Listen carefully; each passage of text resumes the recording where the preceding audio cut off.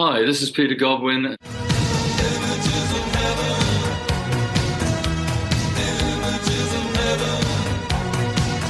And you're listening to the New Wave podcast.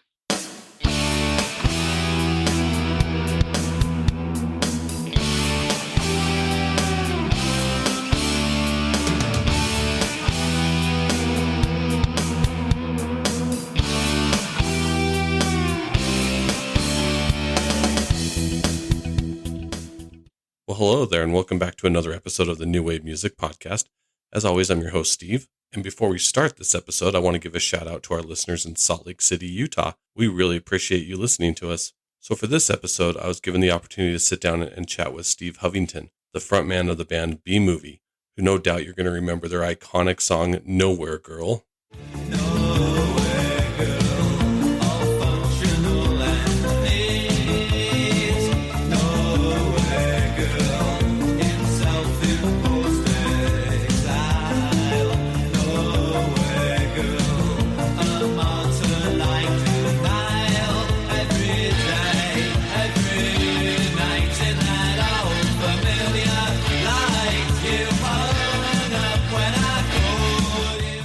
Well, B-Movie is back.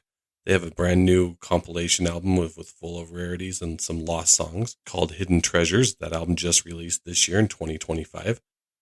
Well, Steve, thanks so much for being here. I'm thrilled to have the chance to talk about B-Movie's legacy, your solo work, and what's next. Welcome to the show. Hi, Steve. Lovely to meet you.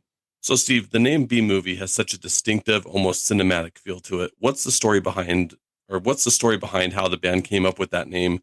And what did it represent to you at the time? So we started in 1978. Initially, the band was called The Aborted, which was a punk band from Mansfield. And then I joined, and we called ourselves Studio 10, which was a hairdressing salon in Mansfield. So it seemed a cooler name. So we started out with that name, but I was just it wasn't what I wanted, and I was in an art class, and I just came across a book, and it had an Andy Warhol painting called Blue Movie. I thought it was just probably a bit too risky at the time, maybe just to call the band Blue Movie. I don't know. It was just a little bit probably slightly provocative. So shortened it to B-Movie. I didn't have a clue what a B-Movie was, to be honest. It was only later when, well, obviously particular, I suppose Ronald Reagan was the classic B-Movie actor. It's when I kind of really twigged that it actually was a sort of a film that came on before the main feature. So, yeah, that's how it started. So what drew you to the bass guitar specifically? And were there any players that you looked up to? It was like the mid sort of 70s. And I was listening to, a lot of Pink Floyd, so Roger Waters. Also, kind of sort of rock bands of that era.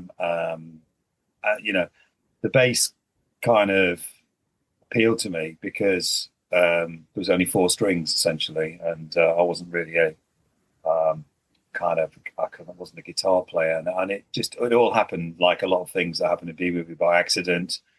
I was into music, and I knew this guy at school called Paul Statham, and he was like the first punk in school. And he had a band, like I said, The Aborted, and essentially he came up to me. We were about 17 at school. He came up to me at a party, and he said, "Do you want to join the band as a bass player?" And I had to sort of like double check what he was talking about. I mean, I didn't play bass at the time, so it was like, but I thought it was it was kind of something that I wanted to be in a band. I wanted to I wanted to do that. So I went to the rehearsal. I borrowed a bass guitar. I couldn't play it. We managed to somehow get a song together. I just moved my finger up one of the strings. We got a four chord song going. So I sort of that was enough, really. When you're in a punk band, that was all you needed to know, really. So I was in, and then at the same rehearsal, he put a microphone in front of my mouth and said, "Right, you got to start singing now," because the singers also left the band. So basically, I started to sort of mouth some words while I was playing this descending chord line. It was frustration. I seem to remember the word, and that was it, really. By the end of the rehearsal, I was the singer and bass player of this band. And so, how did you come about getting the band B-Movie formed, and who was in the band with you? Initially, Paul Statham was a friend of mine at school. He was in a band with Graham Boffey, who's the drummer, and still is the drummer of B-Movie. So, and Graham's two brothers, Peter and Martin. So there's three brothers, the three Boffey brothers, plus Paul Statham. And but both two of Graham's brothers sort of left the band, and I was the replacement. So in early days, it was really about just trying to get something coherent that sounded listenable together, the three of us. We had kind of big ideas, but we were sort of living and in a real backwater in the Midlands, in a mining town, surrounded by, pits, as we used to call them. So it was like it wasn't the most glamorous of places to be, and there wasn't a great deal of real opportunities there. There were a few pubs to play, and so we did that. We played local swimming baths and miners' galas and all sorts of things like that. So it was kind of we never expected anything to come. I mean, there'd been very little from our area. Alvin Stardust was probably the most famous. I don't know whether anyone in America's heard of him, but he was a glam rock star. And there was really not much else in Mansfield, music-wise. So, there was not a lot of infrastructure there for bands to play. There were a few pubs where heavy metal bands played.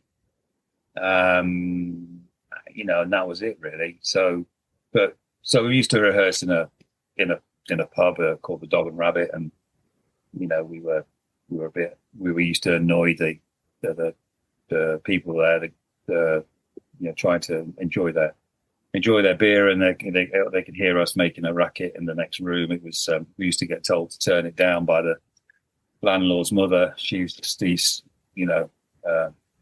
kind of storm into the room, waving her fists and say, "Turn that racket down." So, but then one day we were rehearsing, and there was another knock on the door. We thought it was the grandma telling us to shut up, and it was this guy, and he had a parka, like a mod parka, and he was standing there, and he came in and he introduced himself as John. He had actually a nickname called Yank.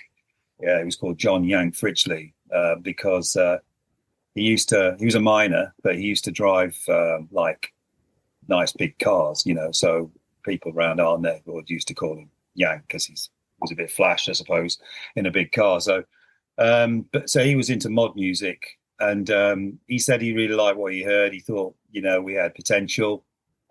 Would we like to play a little festival that he was putting on in the next town? It's a Rock Against Racism festival. So we said, yeah, why not? So, that's it. So, I mean, there was actually, when it turned out, there was actually nobody. It was at a swimming pool, this gig. There was no one there, actually. But still, he said, I'll be your manager. What he did have was a trailer on the back of his car, which meant that we could get our drums and all our gear in the back of the trailer. It meant we were mobile. And he managed to get us some gigs further afield in towns, about an hour or two's drive from Mansfield. So we were suddenly playing further afield, in particular Lincoln, which is again, middle of nowhere really in terms of music. But then when we played there, it was a place called the Vaults. It was like we used to set up next to like a cigarette machine, and there was it was like full of skinheads, and it was pretty sort of unpleasant place, atmosphere some nights. So anyway, we got there was a local record company called Dead Good Records, and And they just came up to us and after one show and said, "Would you like to?" Oh, by this time we'd actually recruited a keyboard. No, we hadn't actually. No, sorry. No, we were still a three-piece. But he said, "Would you like to? Would you like to be on a compilation album of bands from the east of England, like Vic Sinex and the Nasal Sprays, for instance, and the Whiz Kids and things like that?" So we went into a local studio in Lincoln and we did 2 tracks, Refugee.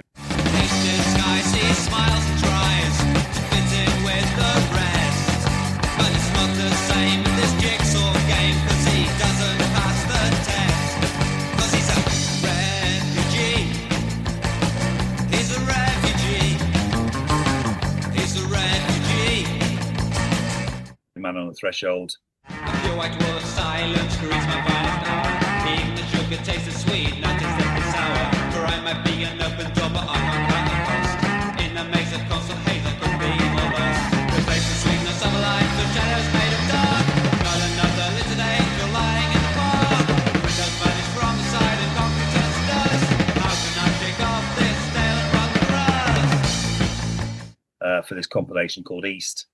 And that was our first, we'd come from zero to we were finally on a vinyl record, which did actually get 1 or 2 plays. I think John Peel, the DJ John Peel on Radio 1, late night radio, played it a few times. And that's it. We were up and running, I suppose. Well, B-Movie's probably biggest hit, Nowhere Girl, became such an iconic track, not just for B-Movie, but for the entire new wave era. Can you tell us how that song came about and what inspired it lyrically and musically? Yeah, and this was after Rick joined on keyboards, so we suddenly had a more expansive, bigger sound, and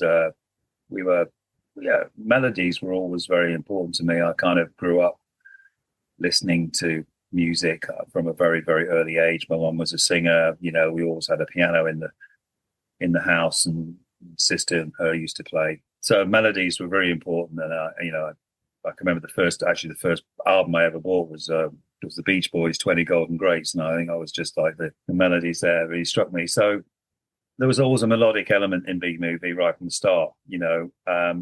Nowhere Girl was written perhaps about my first girlfriend, or I mean, it's a song about unrequited love. Sort of like Shy. Yeah, lad who can't pluck up the courage.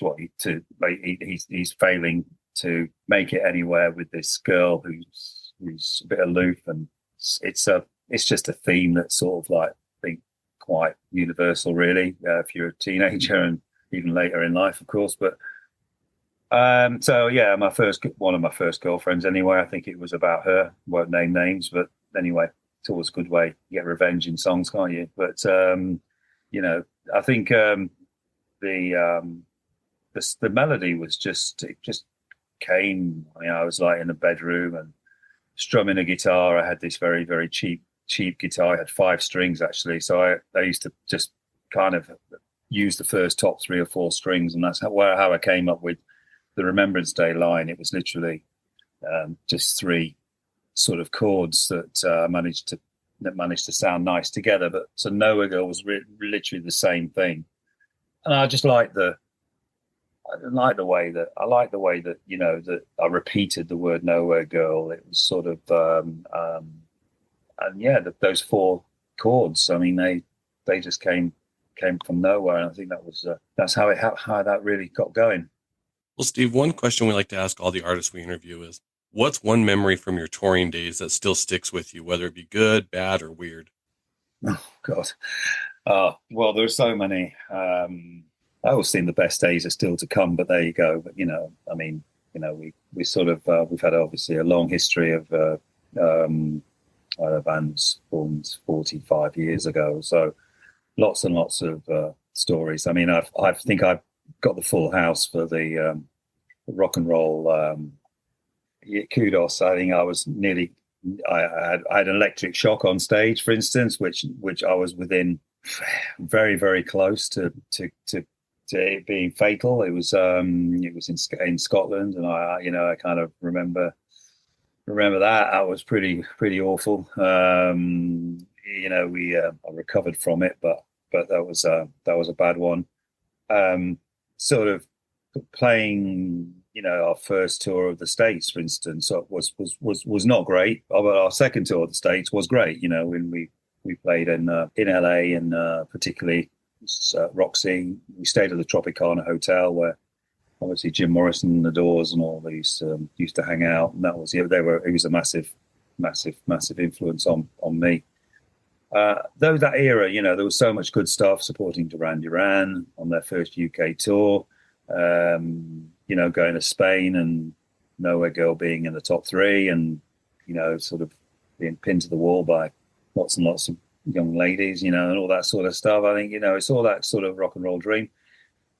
But I think I've done everything, fallen off stage. I've had underpants thrown at me. I've had you name it up, it's happened. But you keep going, don't you? That's all you can do, really. But we've met loads and loads of really good people. I mean, we seem to be. I always think the B-Movie is funny. It's like we have the Midas touch. When bands come into contact with us, they become very successful. It's a weird one, Unfortunately, it doesn't work the other way around. But we obviously we co-headlined with Duran Duran. We were on the same label as Soft Cell, and we also Madonna came to our first shows of ours in '83 when she was an unknown. I remember being in the record label offices, and there was just 3 people in the room. There's me and Paul, the guitarist, and there was Madonna sitting on her own reading a magazine, and we didn't have a clue who she was. So I've got a few obviously stories to tell when it comes to things like that. You're not the first artist to share a run-in with Madonna. We were speaking with some of the guys from KTP. They mistaken her for a pizza delivery girl. Oh, really? Oh, right. Okay. So in 2010, you released a solo album called Audience with Myself. What inspired you to step out on your own for that project, and how did that differ from your work with B-Movie? Yeah, well, I seem to make a solo album once every 10 years. So the next one is due 2032. So just keep your eyes out for that. I've been in other bands apart from B-Movie over the years. I mean, B-Movie has a particular sound, and I think we kind of we try to keep true to that authentic sound of the band. We're still influenced by post-punk music, and I think sometimes you can write songs which don't fit with that, or maybe too personal. And anyway, I think it was. I mean, I hate to use the C word, but I mean, it was during that whole COVID time. I think that I just things are kind of we'd sort of come to a bit of a sort of impasse, I think, and at the time we had a few internal issues which got resolved eventually, but I was drawn to going out on my own and writing my own songs. I thought that was the best way of me dealing with the things that were going on, and so I just wanted to write something that I felt was true to myself, that reflected some of my own influences, that was kind of honest and heartfelt about where I was in my life, so it's quite a human album, I think, quite truthful. So that's really why I just teamed up with Keith Phillips, who was very influential on it. He played keyboards, and Graham Boffey from B-Movie played some drums, and I wanted to do something a bit more, out of the box, so we had a cello player who played on quite a few songs. It was it's part of that, again, that sort of more ballads kind of. So I mean, things I'm influenced by people like Scott Walker and people along those kind of lines. So trying to do a croony album with. So I don't compare myself to him. His voice is off the scale, but just being able to experiment a bit more with my voice, a bit sort of sitting in that baritone range, which is what I want to carry on doing. And you can do that with more softer, more reflective songs. The story behind that, really. Well, one of the tracks that really stuck out with me on the album Audience with Myself was Forlorn Hope. We are the forlorn hope. We're the first in the line to go over the top. We'll be the first ones to die. Remember me, remember me, remember me, my love, when I'm under the earth. Remember this, remember this, remember this, my love, I was the one to die first. That one really is something I just kind of felt kind of came out of unexpectedly, had a different sound that I was not used to hearing from you. Can you kind of go through the process of how that song came to be, or what influenced you on that song? Yeah, I mean, there's, like I said, there's been themes that have run throughout, my career of as being a songwriter. This strong focus on melody, but also lyrics. In particular, this one was, I think, in the same sort of genre as Remembrance Day. Obviously, is a song about lost, war, and that sort of thing. And this, the idea behind it was to take that a little bit step further and put more of an actual human element into the lyric of like Remembrance Day was a general over song about loss of war. This one was a kind of specific one person who was involved in that. I think there is also, I like to make people think. I don't try to ram it down their throats about, this war's terrible, blah, blah, blah. People can make up their own minds, and you need to leave something to the imagination. And I think that's really important there. In this one, it could be anyone, anywhere who's in that situation, when you're faced with. But I think maybe the theme is that there is that sense of that you are just a pawn or a cog in a big wheel that you're, and sometimes it's like as a songwriter, I kind of think about the futility of it, and and try to express that in some way in a bit more real terms rather than think so. Well, one other song I want to ask you about on that album, Rabbit in the Headlight, to me has such a striking title that instantly kind of conjures up that fear of being frozen or overwhelmed. Now you're a rabbit caught in the headlights, and you can't get out. Yeah, you're a rabbit caught in the headlights, and there's no way out.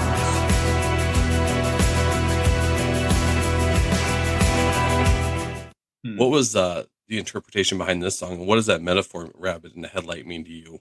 Yeah, well, I think it's probably a bit autobiographical in the sense that back in the early days of B-Movie, we would sort of like, we never thought really, to be honest, that we'd ever sort of go beyond our kind of local kind of scene.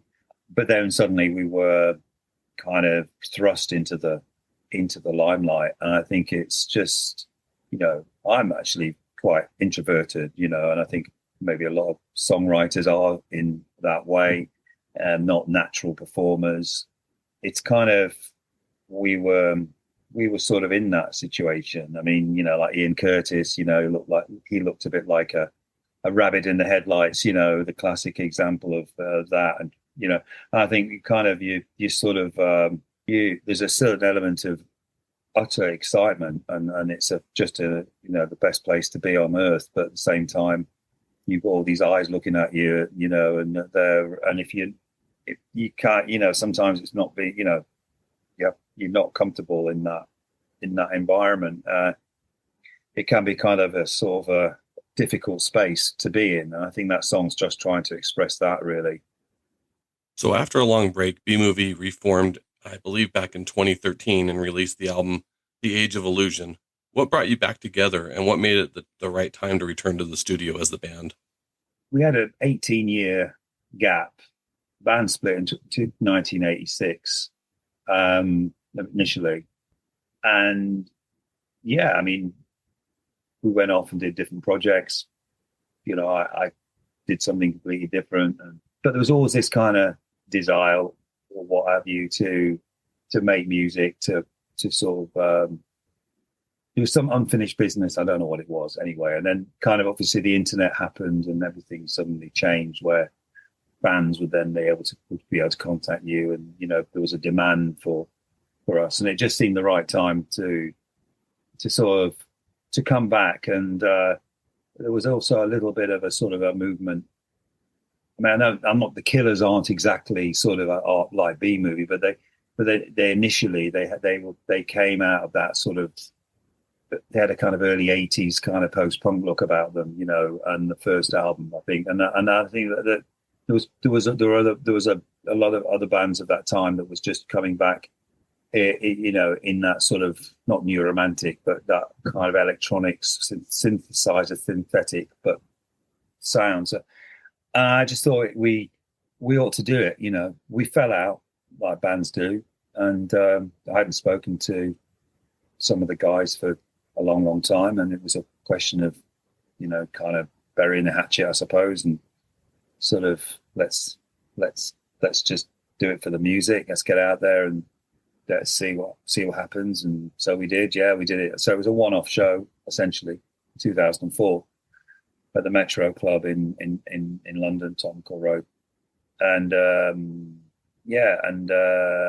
it was full. It was packed. It was a good night, and Paul and I, the guitarist Paul Statham, we'd always been in touch, and we kind of were mates. We've been mates for years and years, and I think there was, from us two, there was a real sense that, we wanted to reconnect with B-Movie again. We wanted to write new songs. We wanted to be part of it. I mean, obviously he's got his own career as a very successful songwriter, producer, and I think that we just sort of, we still felt excited about music, and especially the music that we used to listen to, early Simple Minds, Ultravox magazine, Gary Newman, all that sort of stuff. And I think that we just wanted to carry on writing songs, and I think that's where we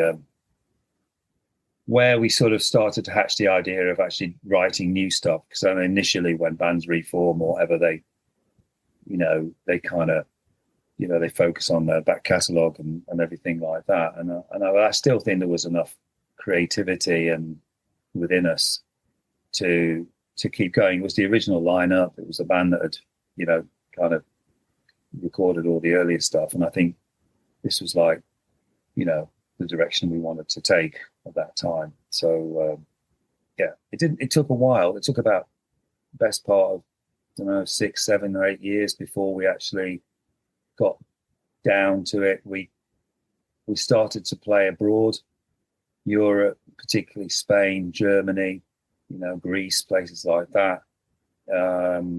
Mainly fired by Nowhere Girl, because it was still sort of a big hit, particularly in the dark wave scene, the Cruel World Festival kind of crowd type of thing. It was still, it was being played a lot, particularly in Germany. So we were in Germany quite a lot there. We played the Wave Gothic Treffen festival a couple of times, and we hooked up with a kind of a guy he had a German label, a record label, and we sort of hatched a deal with him, and we did an album. So that was around 2012, I think it was. Yeah. So so that's where that came from. Yeah. Well, most recently, B-Movie just released the album Hidden Treasures, which features a collection of rare and unreleased B-Movie material. How did this project come about? The actual project really was, or has been talked about for, like 40 years, to have that definitive kind of best of album of that original lineup that came out in we had a brief period of success in the early 80s, and Andy Woods, who is he's actually our manager now, but he was a fan of the band, and it's really thanks to him, really, his drive, determination to put this together. For years and years and years, we just kind of accepted that it would never happen. it was too complicated. The songs were owned by various people. We didn't even know where the master tapes were, who owned them. There was no contacts. It took years and years and years to actually find and locate those, and to find somebody who was willing to talk to us about a licensing deal. Andy eventually did find that, and so we discovered all these master tapes. So it was like we wanted to get back our original recordings, our master recordings of our most well-known songs, and we wanted to do them justice. We wanted them to come out in a nicely packaged album, which was, you could argue, the debut album of B-Movie. Obviously, those songs that were on that album were around at the time. They weren't fully recorded. The unreleased songs anyway on the album anyway. Of course, the original masters for our best known singles are there. So then, once we got those tapes back, they needed to be restored, which was not an easy job because they'd been lying around. There was some of the technology didn't exist anymore that they'd been recorded on. It was very old school, just sort of splicing with tape. So we had to get a guy called Roger Lyons in. He did a fantastic job in restoring the tapes. Then remixing the songs and then remastering it, and that's where that came from. So yeah, it's been a labor of love really for many years, and but it's just so great that it's finally seen the light of day. It just it's been to see it actually in the top 50 in the UK album charts was quite amazing, really, because we didn't ever intend it. We thought it might just be a project for fans only, who might just we might sell a few vinyl albums, but there is a lot of goodwill and towards the band. Yeah. So were there any songs on Hidden Treasures that surprised you when you rediscovered them, either because they still held up really well or because you completely forgot about them? Yeah, well, we'd forgotten about them. I remember there was I think it was like those songs were recorded in we say autumn, you say fall, don't you? At the end of the summer, early sort of October time, I think it was, in 1981, and I thought they were demos essentially for the album that we were meant to be recording.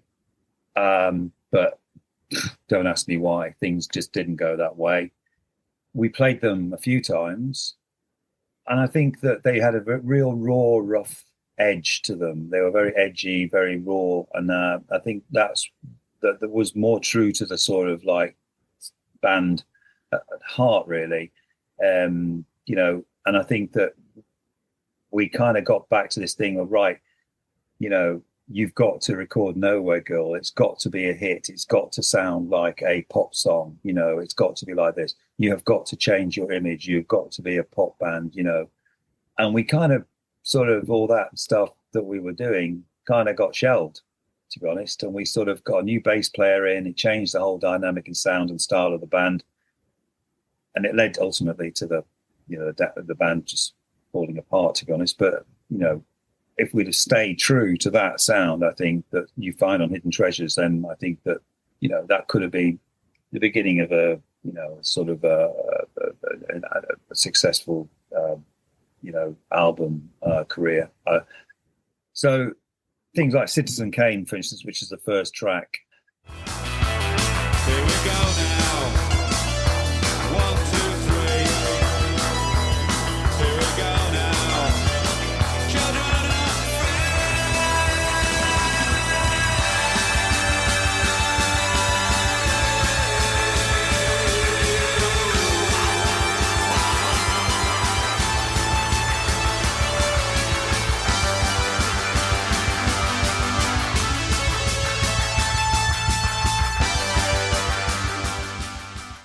Really surprised me because, like I said, I mean, it's just something like 169 BPM, which is like ludicrously quick, and like I think we were just sort of had so much like energy.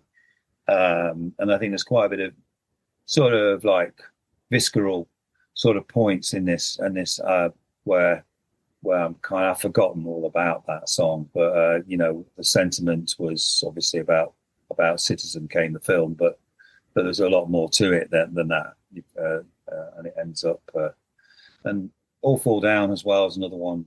In 1984, all fall down. Sad sentiments won't mean nothing at all.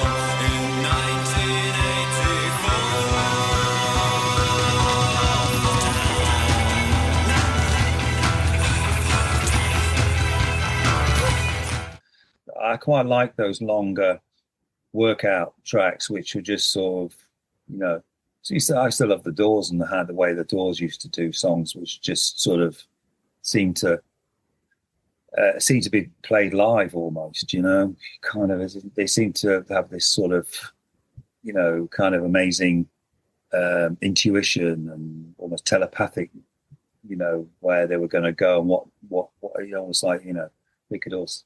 So that's a great band to have that sort of chemistry, and I think that we were showing signs of that in this, where it was just we were feeling that song, and it was going in places, and I think that was when you've got something like that. I think it's good to see that out in its warts and all, because it's not perfect by any stretch of the imagination. If we'd have gone into the studio and recorded it, of course we'd have polished it up, done it up, and all that sort of stuff. That's the essence of the band is what you get in there. So yeah, it was great. It's great to hear those tracks. Polar Opposites probably would have been the next single. Crash, course, we keep colliding.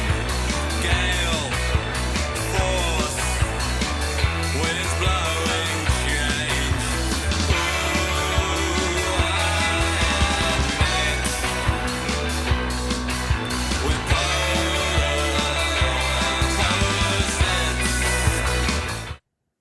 It's a very different version for the version on the John Peel show that came out. It's much shorter, it's much snappier, but I think that would have been the next single off the block from after, That Never Happened. Ice was also, slated to be a single as well. We stand together in the barren wilderness, naked and white as the clouds. And it's like making love to a beautiful statue, but maybe that's not enough. Ice.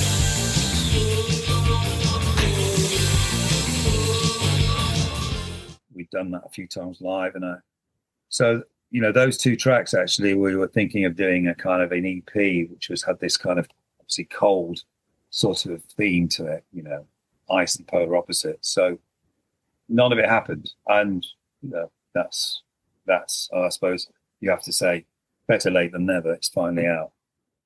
Songs like Crowds. I'm sorry if I misunderstood your smile, but I was not myself for a moment. You see, I got uneasy. I hate crowds. I hate crowds.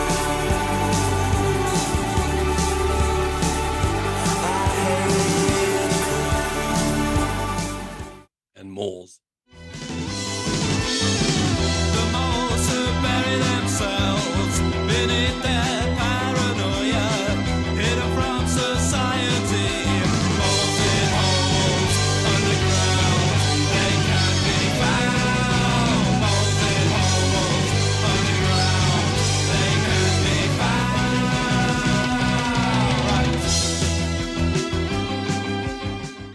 All came from that early raw B-movie era. How do you look back on these tracks now? Do they still reflect your mindset at the time, or do they feel like a snapshot in a very different headspace? Yeah, I think there was, and I was like, 19 years old, 18, 19, whatever, when we first started. I mean, the UK or Great Britain in the 1979, 80 was there was a lot of turmoil going on in society. we still had the IRA bombings. We had riots.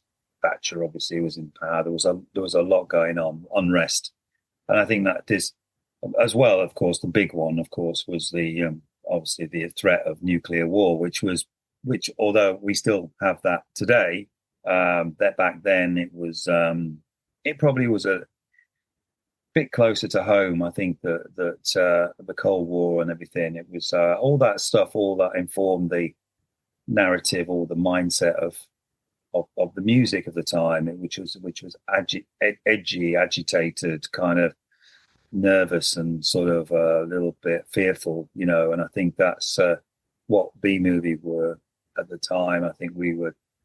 I was very much, about kind of reflecting my own sense of where do I fit into all this. I'm kind of felt I was at university actually when we first started. I was doing Polytechnic actually, but whatever. But I was doing a course which was the first really course of its kind, which was looking at film and broadcasting and Marshall McLuhan and obviously Orson Welles.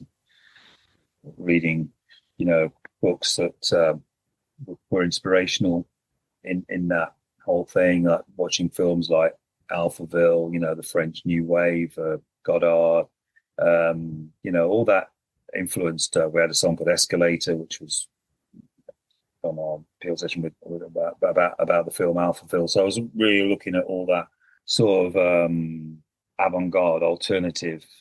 I don't know where you pick up. You're like an antenna. You're like this sort of like you're a sponge. You're soaking up so much, when you're young, whatever. And it was all sort of like coming together. And moles.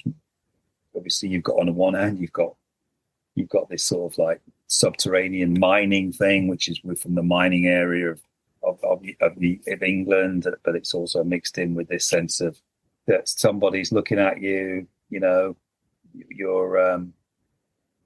not much changed, has it really? But you're being watched. You're kind of, and I think that it's as I said, it's quite an uncomfortable place to be in when you just feel that you're being observed. And I think that song was an attempt to articulate that. And crowds similarly, you've got I was quite an insecure young man, frankly. Then you add a bit of alcohol, a few recreational drugs into the mix, and what have you got there? Well, it's a recipe for introversion or extreme extroversion, or both, or neither, or whatever. So you recently just played a string of live shows back in, I believe, May of 2025. How did it feel being back on stage again with B-Movie? Well, amazing. We just keep on going. That's the thing. We're three of the guys, three of the members of the band were together in 1978. So we're still here. We're not going away. So we kind of we don't play that often, and but when we do, we have a great time. I think our sense of humor obviously gets us through it a lot of the time. We well organized these days. It was just utter chaos the first time with B-Movie. Our manager was like, say 17-year-old when he was younger than us. So we kind of it was chaos.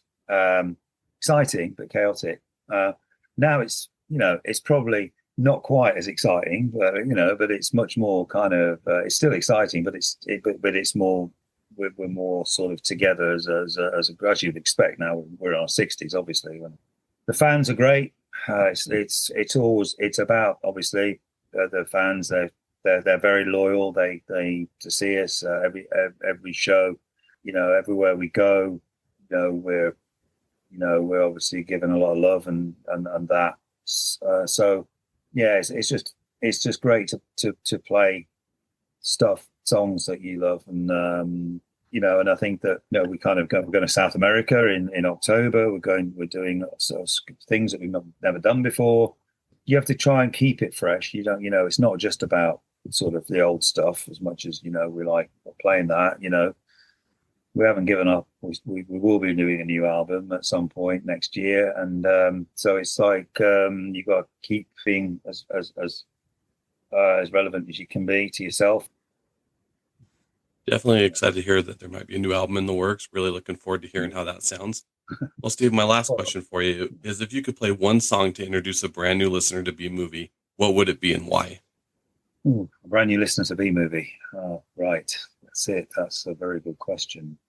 I probably have to say Nowhere Girl. That sounds totally obvious, but I just think that the 12-inch version of Nowhere Girl probably is the best recording the band ever did. I love Remembrance Day as well, too, but I just think probably Nowhere Girl's 12-inch version would be what I would play.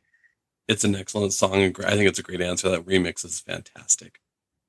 So, Steve, it's been an absolute pleasure talking with you. Thanks so much for taking the time to share the stories behind B-Movie, or behind B-Movie's music, both past and present. We're excited to see what's next for the band. We'll definitely be keeping an eye out for any more live dates, or especially that new album. And thanks again for being here. Oh, lovely. No, thanks.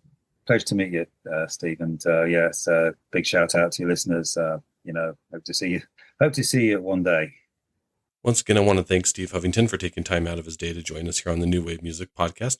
Looking ahead to next episode, I'm going to be joined again by yet another New Wave music icon, Ivan Doracek from the band Men Without Hats.